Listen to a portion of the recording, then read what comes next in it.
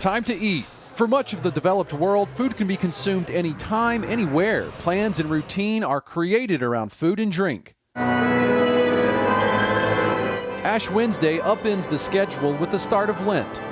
40 days of sacrificial preparation for Easter begins with a fast from food.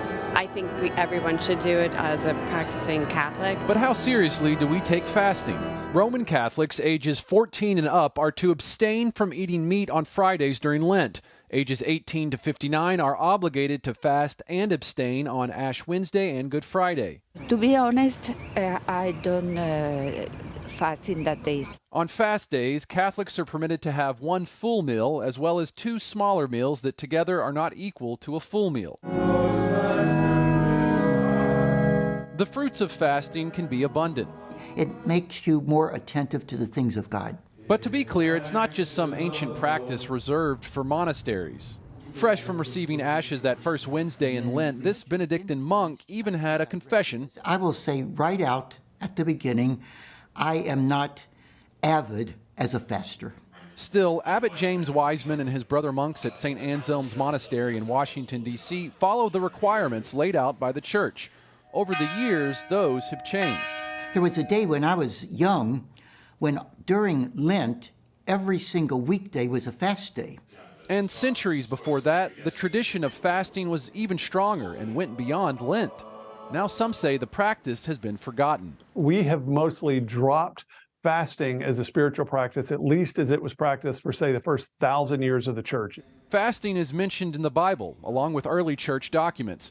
It was practiced by early Christians on Wednesdays and Fridays year-round.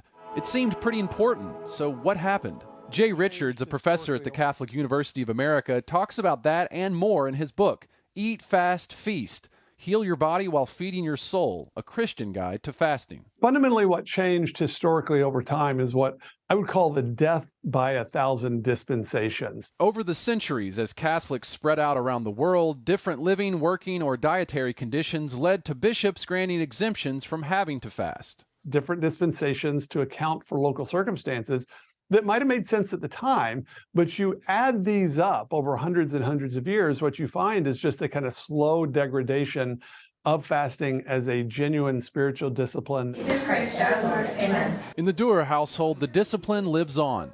It's Friday, and Leah Duer is serving up soup and sandwiches for her children. Missing from this meal is the meat. I'm going to not eat meat on Fridays because this was the day the Lord was crucified. It's possible many aren't aware, but even outside of Lent, every Friday is considered a penitential day in the life of the church. That means Catholics are still called to some kind of sacrifice that day. The more we learned about fasting and how fruitful it can be, the more deep our prayer life became. Leah says for those just starting to fast, start small, like omitting sugar from coffee and offering it as a prayer.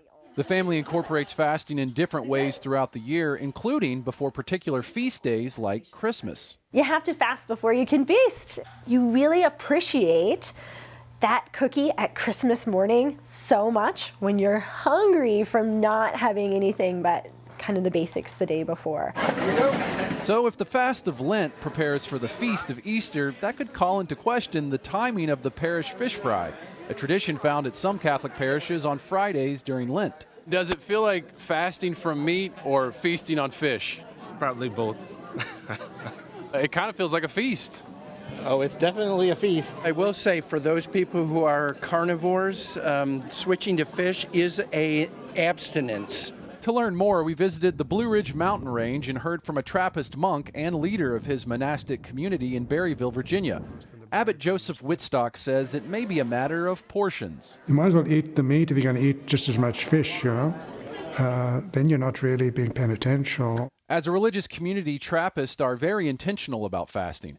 Abbot Whitstock explained just one way spiritual growth can be achieved through the practice. You are going against your natural inclination to eat more and to eat more. Each time you do that, the will is being strengthened. And strengthening of the will can help to overcome other vices or temptations that lead to sin.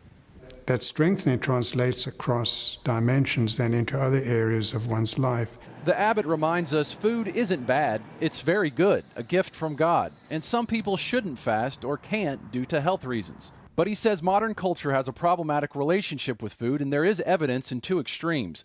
On one end, excessiveness and the issue of obesity, and on the other, eating disorders and an obsession with body image. It's all about finding that healthy middle ground.